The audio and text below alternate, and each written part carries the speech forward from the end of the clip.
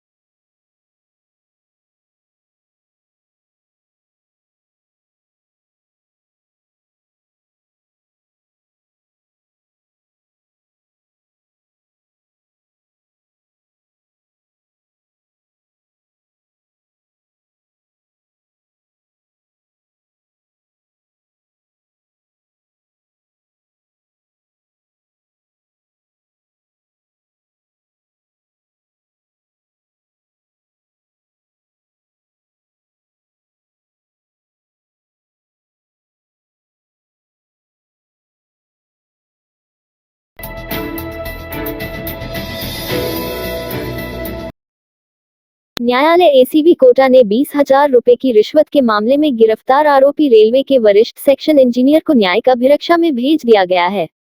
आरोपी मुकेश चंद जाटव को एसीबी की स्पेशल यूनिट ने शुक्रवार देर रात को कार्रवाई करते हुए परिवार से 20,000 रुपए की रिश्वत लेते रंगे हाथ गिरफ्तार किया था। उधर मामले में रेलवे ठेकेदार पुनीत अरोड़ा ने ट्विटर अकाउंट पर ट्वीट करते हुए बताया कि गत वर्ष 10 नवंबर को उसने जाटव के रिश्वत लेने की शिकायत का एक ट्वीट प्रधानमंत्री नरेंद्र मोदी, रेल मंत्री अश्वनी वैष्णव, लोकसभा अध्यक्ष ओम बिरला, पश्चिम मध्य रेलवे महाप्रबंधक एस.के. गुप्ता, कोटा मंडल रेल प्रबंधक पंकज शर्मा तथा सेंटर ब्यूरो सहित कई अधिकारियों को किया था। लेकिन मामले में कार्रवाई तो दूर, उन्हें आज तक शिकायत का जवाब तक नहीं दिया गया। अरोड़ा ने बताया कि अगर उसकी शिकायत को गंभीरता से लिया गया होता तो रेलवे को आज यूं शर्मसार नहीं होना पड़ता। उन्होंने बताया कि ट्वीट पर लिखा था कि वह कोटा डिवीजन में पश्चिम रेलवे का ठेकेदार है, जो कि यहाँ वरिष्ठ सेक्शन इंजीनियर मुकेश चंद जाटव हैं, जो कि पेटी ठेकेदारों से रिश्वत के रूप में उनके नाम से मोबाइल भी मंगवाता है तथा अपना मकान बनवाने के लिए रिश्वत भी लेता है। इसके खिलाफ कार्रवाई करें, लेकिन कोई कार्रवाई अभी तक नहीं की गई। एसीबी उपाधीक्षक धर्मवीर सिंह बताया कि उनके पास शिकायत आने के करीब 4 घंटे बाद ही जाटव को गिरफ्तार कर लिया। यह संभवतः पहला मामला है जब एसीबी ने शिकायत के 4 घंटे बाद ही किसी आरोपी को गिरफ्तार किया हो। एसीबी को सुबह करीब 11 बजे मामले की शिकायत मिली थी। इसके तुरंत बाद एसीबी ने शिकायत का सत्यापन करवाया। सत्यापन में रिश्वत लेने की पुष्टि होते ही एसीबी में दोपहर बाद करीब 3 बजे जाटव को गिरफ्तार कर लिया। हालांकि मामले में कार्रवाई आधी रात के बाद तक चलती रही है। उन्होंने बताया कि आरोपी के सौगरिया स्थित आवास पर सर्च अभियान चलाया गया तो वहां एक 666 वर्ग गज में बना हुआ एक आलीशान मकान मिला है। मकान में देर रात तक चले सर्च अभियान के दौरान यूनियन बैंक की 2 पासबुकें मिली है तथा लॉकर आदि नहीं मिला है। साथ ही 65,000 रुपए नकद अलमारी में मिले हैं।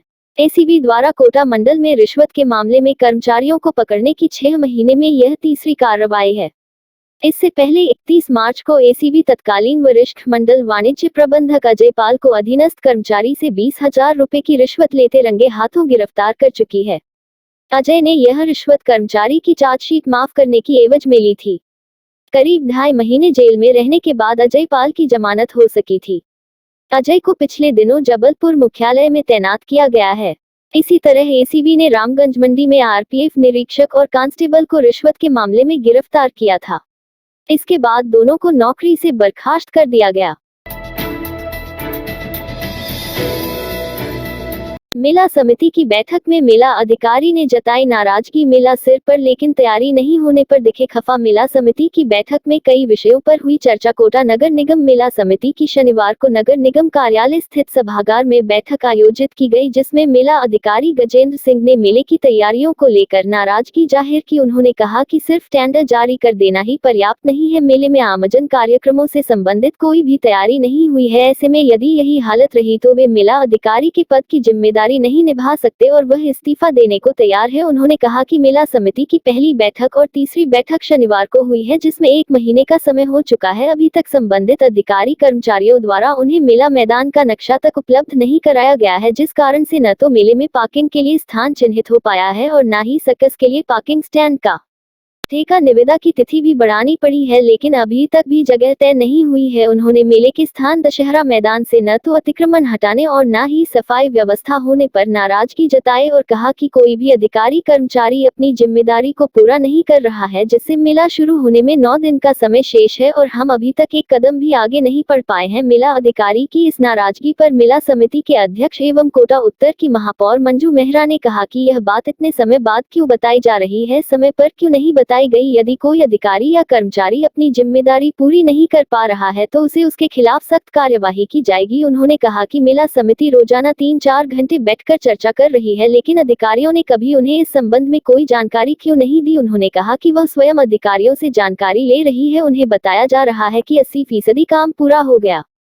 फिर यह बात सामने क्यों आई है। इस मामले में मेला अधिकारी ने कहा कि टेंडर जारी होकर सिर्फ मैदान में काम होना और रावण के पुतले बनना ही पर्याप्त नहीं है। मेला समिति की बैठक में काफी देर तक अधिकारी और समिति सदस्यों में आपस में बहस होती रही, दोनों एक दूसरे पर आरोप प्रत्यारोप लगाते रहे। करीब 1 घंटे के बाद मेला समिति की बैठक में एजेंडे पर चर्चा हुई, जिसमें मेले के दौरान 10 स्थानों पर रामकथा कराने और 7 स्थानों पर रामलीला कराने का निर्णय किया गया। साथ ही सर्कस के लिए 10% राशि बढ़ाकर 2019 की दर पर जगह आवंटित करने पर सहमति बनी। इसी तरह अन्य कार्यक्रमों पर भी सहमति व्यक्त की गई। वहीं इससे पहले जिला कलेक्टर ओपी बुनकर की अध्यक्षता में सभी विभागों की बैठक आयोजित की गई, जिसमें जिला कलेक्टर ने मेले के दौरान होने वाले कार्यक्रमों के लिए प्रत्येक संस्था को प्रायोजक के तौर पर कार्यक्रम आयोजित करने के निर्देश दिए। उन्होंने कहा कि सभी संस्थाएं अपने हिसाब से एक कार्यक्रम ले, जिससे कि नगर निगम के बजट को भी बचाया जा सके। उन्होंने इसके लिए सोमवार तक का समय निर्धारित किया है। साथ ही उन्होंने कहा कि मेला 2 साल बाद आयोजित हो रहा है, पूरे शहर की शान है। ऐसे में सभी विभागों को मिलकर समन्वय के तौर पर इस मेले को आयोजित किया जाना चाहिए। बैठक में मेला समिति के सदस्य और कोटा दक्षिण के महापौर राजीव अग्रवाल, उप महापौर पवन मीना, सोनू कुरैशी, सदस्य अनिल सुवालका, मोहम्मद इसरार के अलावा नगर निगम कोटा उत्तर के आयुक्त वासुदेव मलावत, दक्षिण के आयुक्त राजपाल सिंह, अतिरिक्त आयुक्त अंबालाल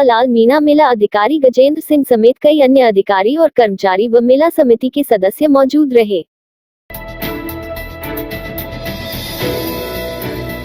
शहर में रोक के बावजूद सब्जी मंडी में पॉलीथीन का उपयोग धड़ल्ले से जारी है।